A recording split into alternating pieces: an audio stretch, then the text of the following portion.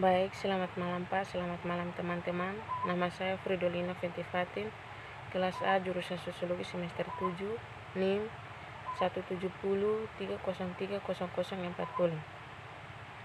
Baik, video kali ini akan membahas tentang masa depan identitas dalam masyarakat informasi. Seperti kita bersama bahwa identitas adalah nama atau biodata diri seseorang dalam melakukan suatu pekerjaan. Harus perlu identitas yang jelas agar perusahaan atau tempat kerja yang mereka kerja itu bisa kenal mereka. Dan di sini membahas tentang pengetahuan tentang identitas pelanggan akan memainkan peran, bahkan jika tidak sentral, peran dalam proses penciptaan nilai di masa depan. Mengenai identitas dengan cara yang tepat, mencegah invasi ruang pribadi pelanggan akan menjadi salah atau tantangan besar bisnis untuk menjaga hubungan dengan pelanggan mereka tetap hidup.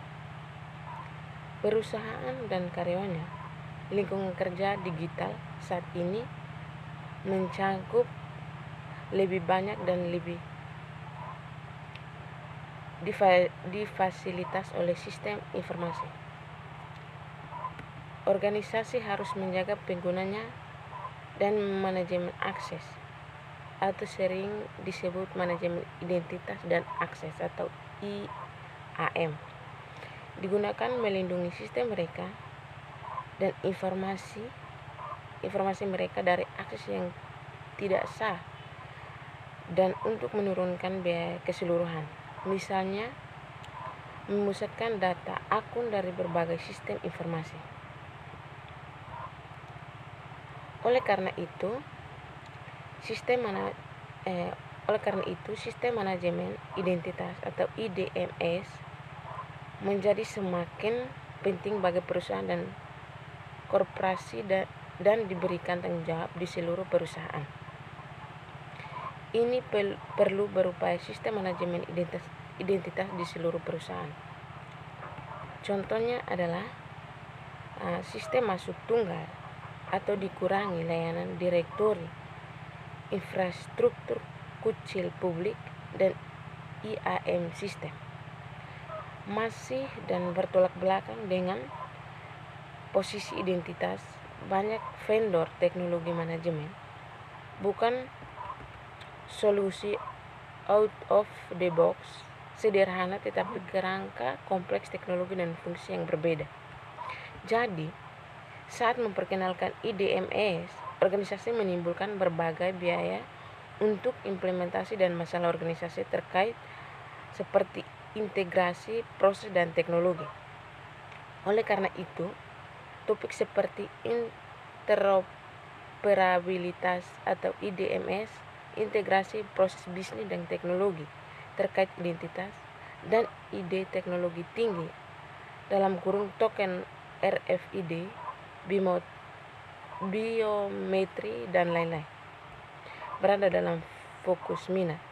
Sedangkan masalah teknologi seperti bisa dipecahkan masalah, tantangan praktik dan penelitian perlu mengikuti dari interaksi yang kompleks dari berbagai pemain proses, struktur, dan tugas organisasi.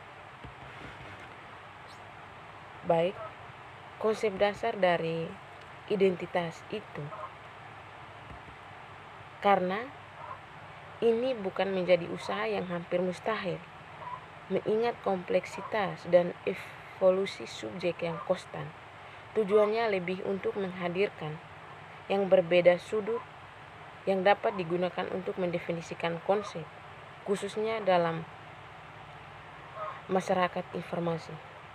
Berawal dari penggambaran bagaimana konseptualisasi ini dapat dilakukan dengan cara berteori tradisional yang dikenal oleh kalangan akademisi.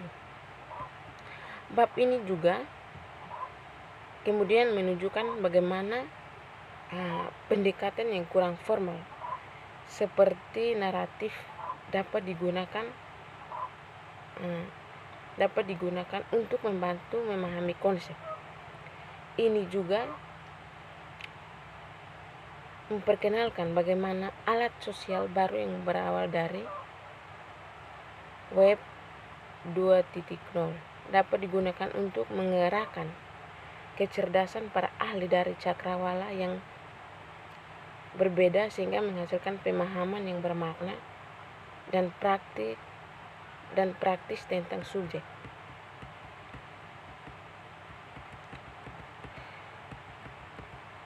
Di dalam pekerjaan Fides, konsep orang Maya telah diperluas lebih menjelaskan dan memahami bentuk-bentuk identitas baru dalam masyarakat. Informasi dalam kaitannya dengan hak, tugas, kewajiban, dan tanggung jawab. Orang virtual seperti entitas virtual lainnya ada di dunia maya, koleksi dari semua entitas atau abstrak yang merupakan telah menjadi produk dari pikiran atau pencipta.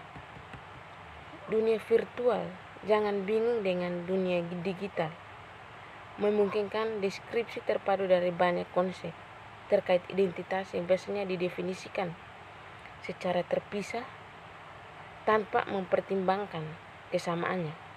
Avatar nama samaran, kategori, profil badan hukum, dan lain-lain. Sistem hukum memiliki pengalaman panjang dalam menggunakan identitas atau entitas abstrak untuk mendefinisikan aturan, kategori, dan sejenisnya untuk mengkaitkan hak, kewajiban, dan tanggung jawab hukum kepada orang-orang yang dapat dianggap sebagai contoh entitas abstrak ini di situasi tertentu.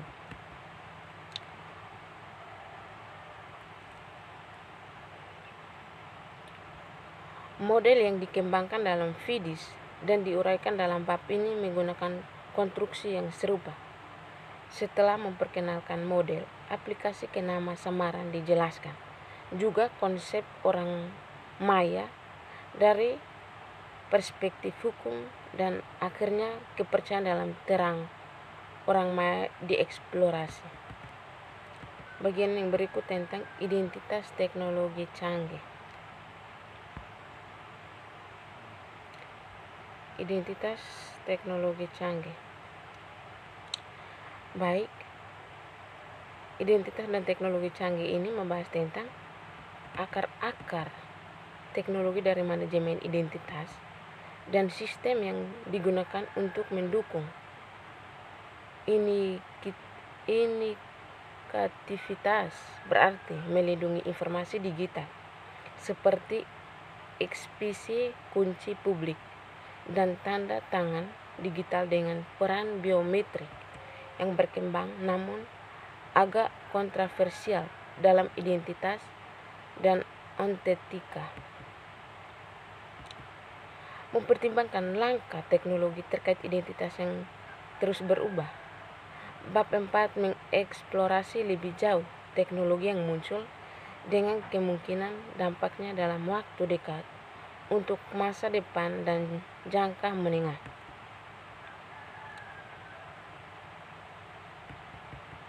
Sementara sistem manajemen identitas untuk internet telah diperdebat secara intensif, manajemen identitas dalam aplikasi seluler telah berkembang diam-diam selama hampir 20 tahun terakhir.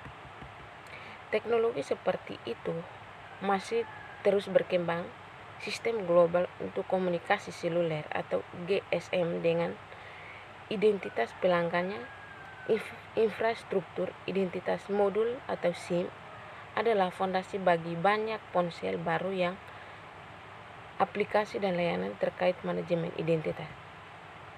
Ini termasuk layanan berbasis lokasi atau LBS, menawarkan layanan yang disesuaikan dan nyaman bagi pengguna, dan peluang pendapatan baru bagi penyedia layanan. Namun, peluang dan teknologi sepertinya tidak ada. Habisnya mudah dikelola. Tantangan muncul ketika melihat aspek mobilitas dan lanjutan identitas seperti privasi, regulasi, aspek sosial, budaya, dan ekonomi. Dalam hal ini, mobilitas dan identitas bersifat interdisipliner dalam waktu dekat dan perlu dieksplorasi lebih lanjut. Dengan belajar dari berbagai bidang, tantangan sistem komunikasi seluler baru dapat dibuat memungkinkan lebih banyak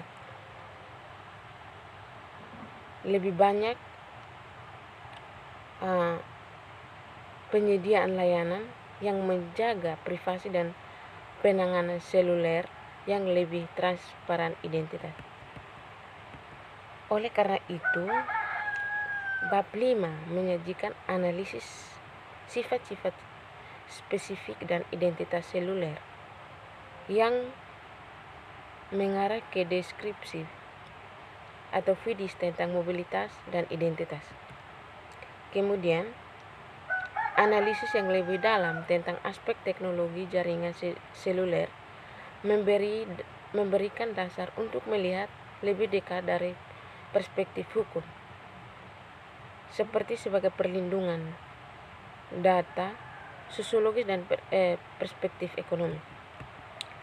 Sebuah pandangan tentang tantangan masa depan mobilitas dan identitas menyimpulkan bahwa salah satu aspek kunci dari manajemen identitas yang efektif dan efisien adalah ketidakteroperabilitas yang menjadi fokus.